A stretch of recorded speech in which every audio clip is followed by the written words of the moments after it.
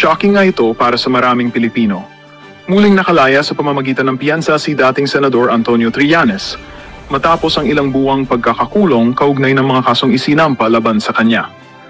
Ngunit kasabay ng kanyang pagbabalik sa publiko, naging mainit din ang tensyon sa Senado matapos umanong patahimikin ni Congressman Rodante Marcoleta si dating Senate President Tito Soto sa gitna ng diskusyon.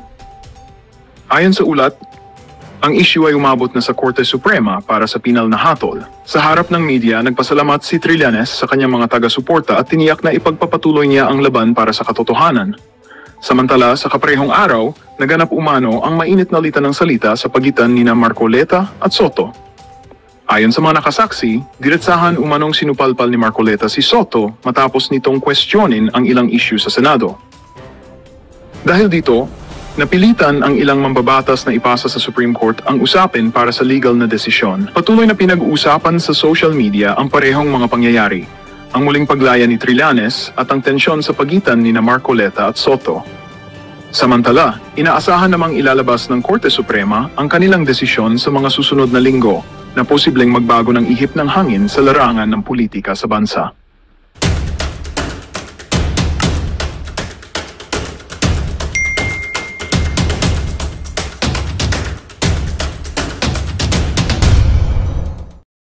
Supreme Court yan kasi parang mali, parang ganon. Well, siya very open naman siyang sagutin kung magkaka-impeach, kung may trial, open, ano na siya dun eh, handang-handa na. Kaso lang parang kung sasagot ka, dapat sumagot ka sa tamang paraan. Parang ganon yung sabi niya sa usapan nila. Kasi hindi man niya ako kinakausap ng malalim eh. Pagbaklaan lang kami nag-uusap. So hindi ko masyado naiintindihan yung sinasabi. Ano talaga si Inday, no? By the book. Oo, totoo. Talagang sabi niya, by the book, okay. Parang ganito yung sabi niya. Ha, totoo ba yan? Sabi niya. Tapos sabi ko, sabi ni Amy, magsasara na kami ng ano, hindi ko na talaga maalala. Basta ang reaction, si Amy magsasara na daw yung Senate. Tapos si Inday, ang reaksyon niya, totoo ba yan? Bakit pa tayo naghahanda? Sabi niya doon sa, alam mo naman, abogado ko si Raymond, yung kuya niya. Si Sig. So ngayon, yun yung narinig ko. Sabi nga, bakit pa kami naghahanda? Mali ang ginagawa nila, parang ganon. So, honestly, dun pa lang, parang nakita niya na parang, ayoko yung magsabi na, pero parang feeling niya, sinabotahin nila yung sarili nila. Parang may ganon eh. Kasi, bawal daw yun. Hindi daw pwede yun. Malalabag daw yun. Okay na sana, may nakakasana, parang ganon. Bakit gaganunin pa? So, something like that. Yun yung alam kong ano. Okay parang, sana. Sinasabi mo direct, parang at the onset, ang feeling ni Inday, parang wala to, ganyan. No. Gusto niya mag-explain. Gusto niyang mag-explain. Though, hindi ko na sasabihin kung sino. Though, sa usapan na yon, ang sabi ng taong yon, Inday, wala silang pakialam sa trial. Alam mo naman yung mga pink at mga dilawan, ang gusto lang yan, stage para siraan ka. Gusto lang nilang iangat yan doon para makapanloko ng tao, yung masira ka, paulit-ulit nila yung gawin ng ganyan. Sabi naman ni Inday, confident naman siya na may pagtatanggol niya yung sarili niya, may pagtatanggol siya ng mga abogado, na nung time na yun, nagbabawas kasi siya, sobrang daming gustong mag-abogado sa kanya. So sa lagay na yon, yung mga abogadong yon, nagbawas na, i-eliminate siya doon. So ako, ang sabi ni Inday, bakit nila ginawa yon na ma-jeopardize yung, masisira yung plano nila. So hindi niya rin masyadong gets. Ang stand niya, okay siya sa trial kasi abogada siya, naniniwala siya na lalabas ang katotohanan kapag may trial, alam niya kung paano dalhin ng sarili niya. Yun nga lang, okay siya. Di ba naalala nyo, sabi niya, sige, mag-bloodbath na tayo, ganyan-ganyan. Di ba? Parang, tapos biglang mali pala. Finally, nagkaisa na lahat ng mga legal niya, na nagsasabing mali. Okay siyang makipaglaban kung sa tamang proseso. tamang paraan. Huwag siya makipaglaban sa mali kasi hindi tanggap ng prinsipyo niya na sasagot siya sa mali. Parang ganun yung basta ganun. Basta ganun Mm. siya. Basta sa tama siya.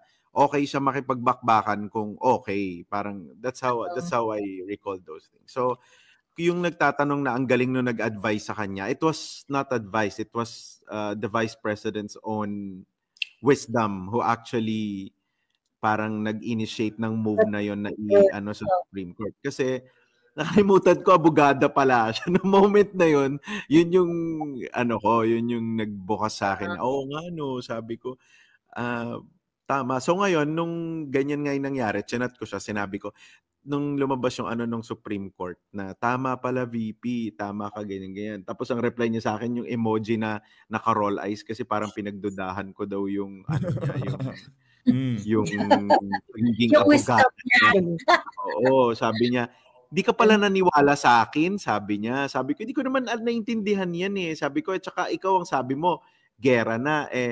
Si Amy ayaw niya. Sinabi ni Senator Amy, ano nga daw yon, mali. Siya, anong sinabi ni VP, yun naman yung kung makikipag-away.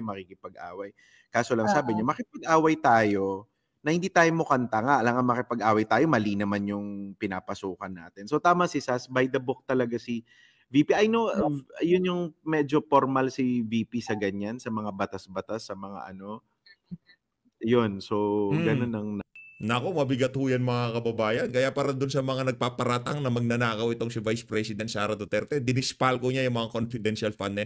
Hindi ho yan gagawin ni VP. By the book ho yung alin na yan. Ngayon, pagka yan medyo lilihis doon sa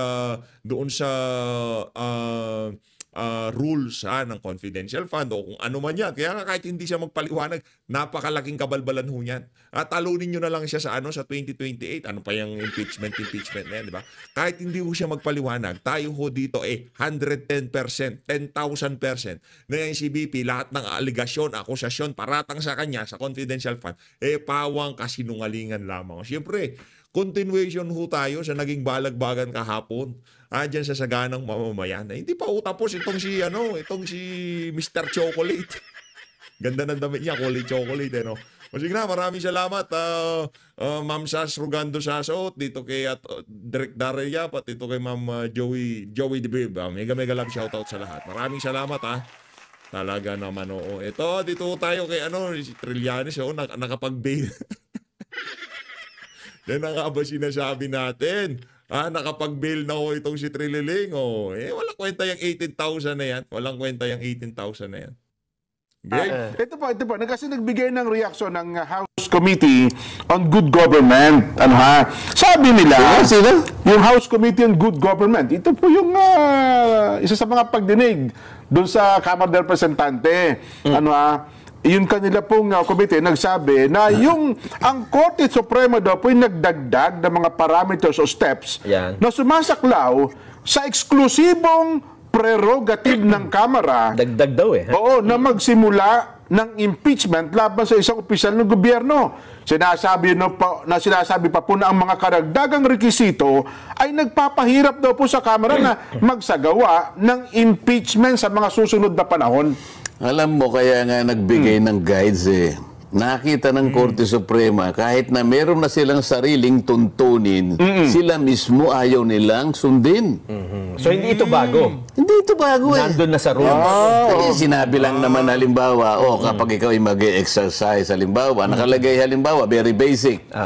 Kasi kanya kapag tumatakbo ka ng matulin, ikaw ay matitinik ng malalim. Yes. Lalo na kung wala ka sapatos. Opo, nakayapa ka kasi. Hindi magsapatos ka, di ba? Opo.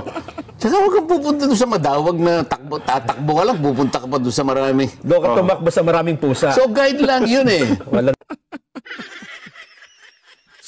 Bayana naman itong si ito kasi si Soto kung ano-ano, parang naglilital Miss Philippines May kasabihan, yun kasing kasabihan na nauso yan sa sa Senado pagka meron, anong kasabihan mo? Dito ka. Yung bata, yung 5 taong gulang, kasabihan. Ganun.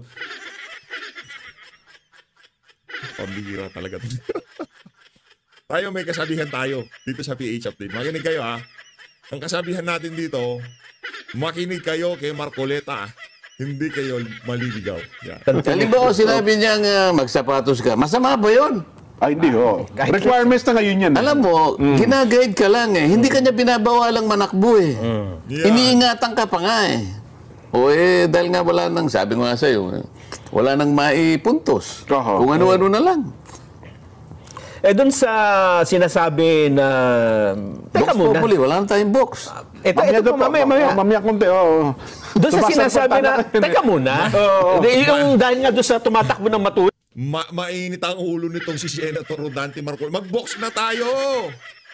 Ang box dito, kailangan bang, sa tingin nyo ba, kailangang ibalik sa school bukol sa One Ball University itong si Tito Soto?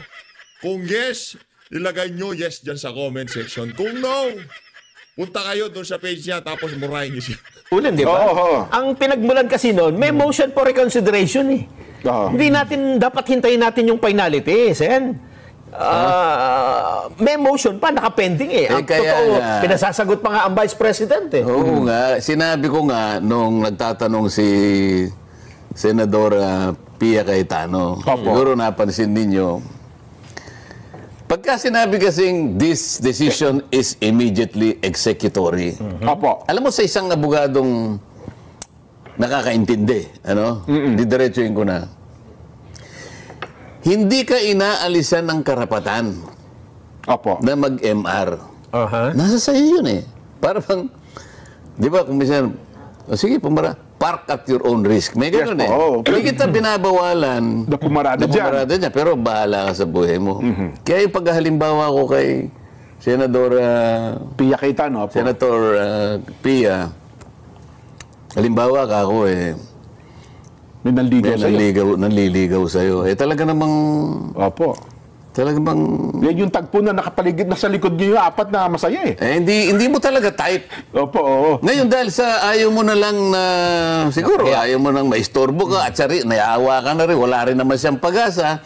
Tinapat mo na. Hindi ko na sinabi kung ano yung sinabi mo, pero talagang tinapat mo na. Diniretso mo. Ayoko talaga sa iyo eh, parang ganun. Oo, naman na yung gano'n. Basta umanap ka na lang ng iba o whatever. Yung isang pagpapasya na talagang wala ka na talagang kabuhay-buhay, kung pag-uusapan, yung pag-asa mo, ikaw ay magustuhan pa. Pero sabi kong ganyan, tinanggap niya eh. Tinanggap niya eh, pero nakiusap. Pwede ba naman baka naman ako kahit papaano, makadalaw-dalaw pa rin. Tinanggap ko na eh. Yun ang MR. Ayun. Hindi ko naman alam, may nagtatawanan pala sa Nasa likod ko. nyo pala yung apat eh. Sabi ko, sabi niya, sige. You file an MR, but that will not change my mind. Ayun. Sabi nung nililigawan. Hindi pa bayaan mo silang mag-MR. Tingnan natin. At saka siguro dapat napansin Jensen na noong nag-file ng motion for reconsideration ng House, naglabas ng statement ng Korte Suprema. Napanood ko yung interview nitong si Soto dito kay Manong Ted Quezon. Nung tinanong ko naman siya, mag-isip pa rin bawa. Ang Korte Suprema, binaligtad nila decision nila, hindi naman sila makasagot. Nakasagot. Sinabi ni Senator Rodante Marcoleta, malabong mangyari yun. Sige, tingnan natin. Kung mangyari, yan na nga. Kagaya nung dismiss, binibidaw mo. Binibidaw niya yung dismiss para lamang ego. Ego na lang yun. Tipong napahiya kasi siya eh. Yung tipong alam na niya na in-archive yung impeachment pero binibida niya yung dismiss. Kaya daw siya hindi pumayag sa dismiss. Kaya daw feeling niya ngayon, half winner siya diyan sa nangyari na yun. Hindi. Yung dismiss at archive, iba lang ang salita ng dalawa na yun, pero halos pares lang yun. Yung pagpapadala diyan sa archive, diyan sa impeachment na yan, kumbaga, nagurgur na rin ho yan mga kababayan. Nakalibing na eh. Kumbaga, kaya nga, ano bang nangyayari pagka-dismiss, anong nangyari? Patay. Pagka pinadala dyan sa archive, anong nangyari? Patay din. Kaso meron lang pag-asang buhayin. Yun lang. Pero, habang ngayong mga oras na to, nakahimlay na. Ika nga, matagal na ho silang, hindi nga nakaburol eh. Hindi nga ganun eh. Ano na talaga eh. Sinimento. Di ba? Hinagisan na ng mga bulaklaki ang na yan. Tapos na, finish na. Ngayon, ang ano dito, yung inaasahan nila na mababaliktad na sitwasyon, malabo kong mangyari. Kasi yung mga nagsasabi na, ay nako, ano yan, merong chance na mabaliktad yan, yung tipong, eto yung jurisprudence, oh. Oh, eto, tingnan nyo, oh. Oh, unanimous, tapos naging ano, binaliktad yung desisyon. Sumagot ang Korte Suprema. Mga kababayan, doon sa mga sinasite na jurisprudence ng alin yung lukarit na yan, hindi mo totoo yan. Hindi unanimous ang decision dyan. At dito sa video na to, ipapaliwanag nitong si Senator Rodante Marcoleta kung ano nga ba ang unanimous, kasi itong si Soto sinasabi, hindi naman unanimous eh. O yung iba isa nag-abstain eh. Yung isa wala naman eh. Oh, dito malalaman natin mga kababayan kung anong ibig sabihin ng unanimous. Prema. Pakita natin yung statement at may mapapansin tayo dito. Sige. Ang statement nila dito, ayan sinabi nila dito na nag-file na ayun on the motion for intervention. Meron. Tapos meron din dyan sa unahan, motion for reconsideration.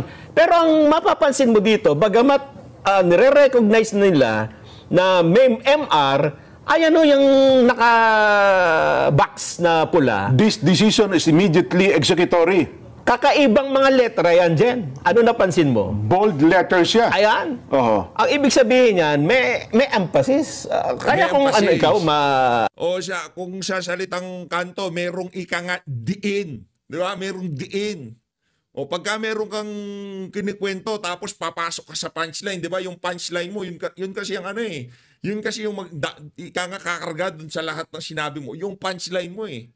Di ba? Dito sa ilinabas na statement na to ng Korte Suprema, this decision, nakabold eh. Ibig sabihin, pagka nakabold yan, merong pasigaw yan, merong diin yan. This decision is immediately executory. Ganun mo yun, may punchline. Pero dito sa sinasabi natin na to, walang punchline. Si Senator Rodante Marcoleta lang ang merong punchline. malakas ang pakiramdam mo. Oo. Mapapansinin mo yan eh. Di ba? Tama. May MR na. Correct. Pero inuulit-ulit pa ng Supreme Court yung immediately executory. Correct. Ayaw na nga niya lang sabihin, we do not entertain any more pleadings. Hindi niya na sinabi yun. Because there is another way for saying that. Halimbawa, this is immediately executory. Formalidad na lang. Bahala ka kung gusto mo. Parang Consuelo de Bobo, sige, mag-file ka. Ikaw Pero ba? wala na. Magpa-file ka pa, Jen. Doon nga po sa nanliligaw, may kasabihan Pilipino kasi, walang matimtimang birhen sa matinding manalangin. Di ba? Sabi pa na iba, hindi. Kahit na tayo ay hindi dahil sa alam mo matatalo na, hindi na tayo lalaban. Gano'n? Basta laban pa rin tayo. Yan yung mga kutwira ng isang senador. Hindi niya komot sinabi, hindi na tayo lalaban. Tama. Hindi. Ako hindi ako ganun. Ganun po. Ako practical akong tao eh. Ako mas naniniwala ako sa mga bayani. Si Rizal. Bayani po sa digmaan ito. Si Dr. Jose Rizal, sabi niyo, wala na yan kanya. Sumurrender na tayo kanya. Ayoko yung natatalo tayong kanya. Maging practical na. Masasakripisyo yung mga Pilipino eh. No? Ayoko yung para lang tayo magpapasikat pa tayo. Yan. Ayoko yung puro optics na naman eh. Alam mo naman ako, nung bata ako, isa lang naman ang aking pinapanood yung FPJ, di ba? Opo. Kasi yung FPJ kasi, Jen, mawalang galang na sa ibang mga artista.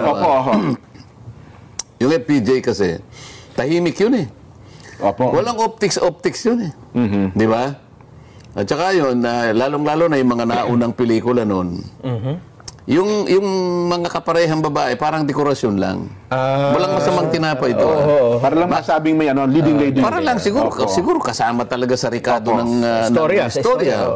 Pero kung titingnan mo, kahit wala yung babae, okay, pag magde-end na yun, aalis yun, hindi naman niya isasama yung babae.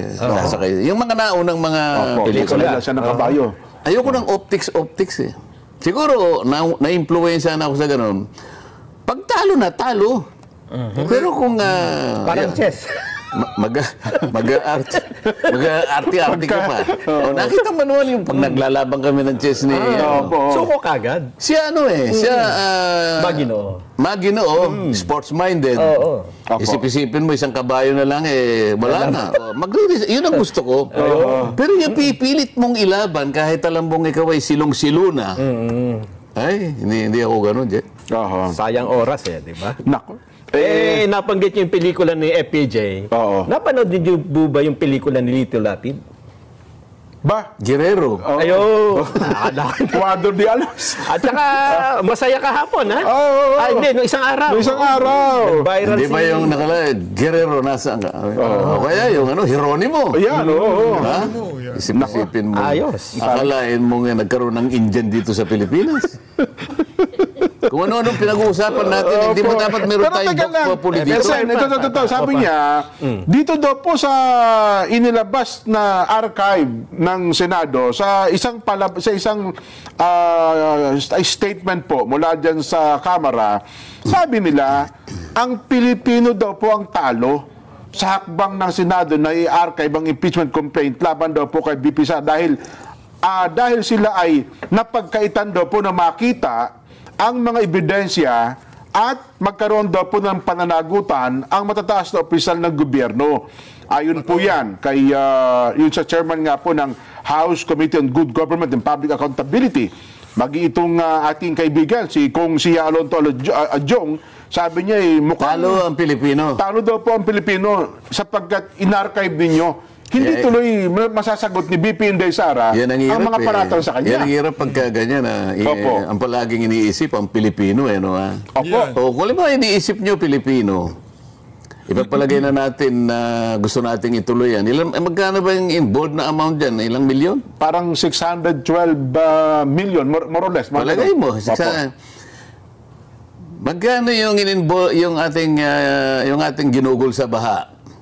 500 billion yung pinakahuli. Lahat ngayon. 1 trillion naman yun. 1 trillion na. 1 trillion yun. 1 trillion, opo. Pero wala man lang isa na gustong imbestigahan ito.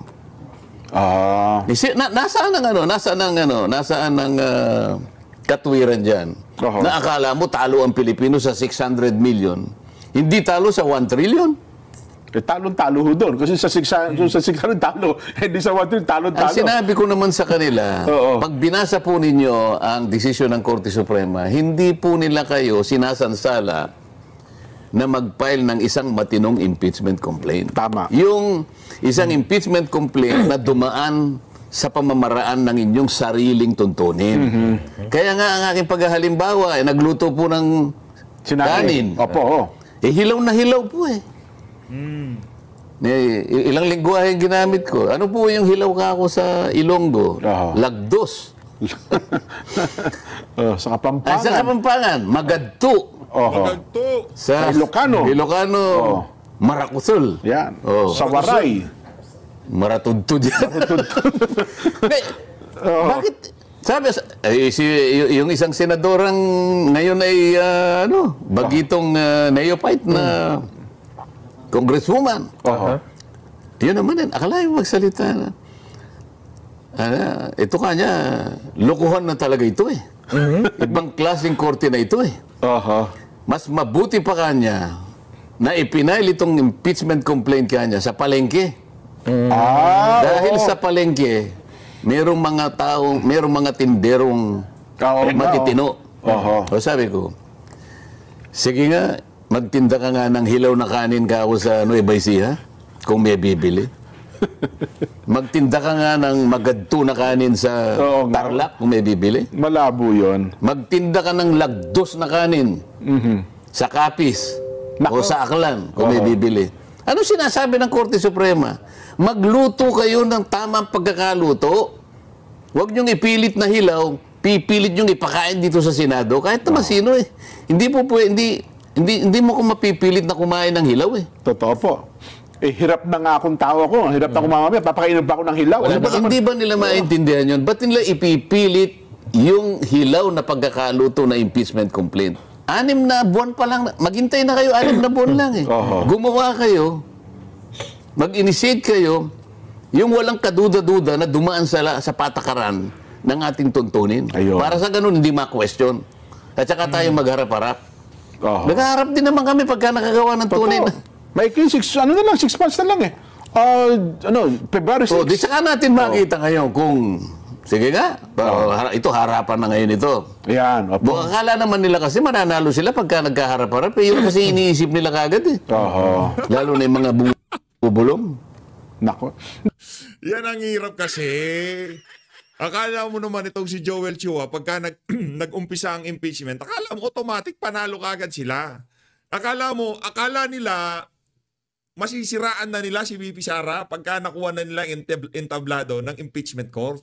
Dito pa nga lang Dito pa nga lang sa pagdesisyon ng Korte Suprema, dito pa nga lang sa paglibing ng Senado dyan sa impeachment, talo na kagad kayo Napapanood natin, nakikita, nababasa natin yung komento ng ating mga kababayan kaugnay dyan sa partikular na issue na yan. At base sa ating nakikita, ang nananalo dito, pagdating sa naratibo, pagdating sa optics, yung ali na hindi nagsasalita. Itong si Bonjing, salita ng salita, pinagtatawanan lang siya sa social media. Naiintindihan naman natin, baka yung algorithm, pinifeed sa atin, yung mga nasa interest lang natin. Hindi ho. Nagpupunta tayo doon sa mga mainstream media. Nagpupunta tayo sa News 5. Nagpupunta tayo sa GMA. Tinitignan natin yung mga post nila kaugnay dito sa particular na issue na to. At base sa ating nakikita at nababasa, hindi na nanalo ang kampon ng kadiliman pagdating sa naratibo, pagdating sa optics, at dito sa issue na to ng impeachment. Panalo yung si Vice President Sara Duterte. Dahil kanino? Hindi naman dahil kay Senator Rodante Marcoleta. Kahit kahit anong husay ng pagpapaliwanag mo, kahit anong galing mo, kahit anong pagiging abogado mo, kung wala ka sa tama, pagtatawalan ka lang ng sambay ng Pilipino. Ngayon, kung hindi ka naman kahusayan, kagaya nitong si PH, pero itong si Senator Rodante Marcoleta, magaling talaga yan. Meron, kahit ano pang paliwanag mo, madaling maintindihan ng taong bayan Anak ng toko, ba't pinagpipilitan nyo? Sasabihin nitong ordinaryong Pilipino, teka, parang mga gago to. Di ba? Pwede naman pala sa February, ba't nag-iiyak kayo? Disampahan nyo na lang ulit sa February. Doon pa lang nangyayari na sila sa ating mga kababayan. Doon pa lang nakikita na ng ating mga kababayan na talagang pamumulitika lamang yung gustong gawin na yan, itong si Bonjing, di ba? Hindi, sa mga bumubulong po, wala naman silang talo, walang panalo Wala naman silang ang kanila lang. Si Sergeant naman Meron panalo yung mga bumubulong. Malimit yan, nagkakapihan sa Okada. Paglabas nila, meron dala-dalang mga mabibigat na maleta. Ang pakinabang nung naka-impluensya, naging relevant lang sila, Sen. Pero kung hindi pakikinggan yung mga yon, mahalata na sa sarili nila, mukhang wala na nakikinig sa aking bulong-bulong Di ba? Mukhang irrelevant na ako. Baka may makinig, pinag-uusapan kasi natin. Ayun na nga po. Magandang balita ang hatid namin sa inyo ngayong araw. Sa pagtatapos ng aming balitaan, nagbigay kami ng mga mahalagang impormasyon. Maraming salamat sa pagtutok at pagsuporta sa aming programa. Huwag kalimutang manatili sa mga susunod na araw para sa mga bagong balita at mga kwento na dapat nating abangan. Mula sa Boses ng Masa, magandang araw, Pilipinas!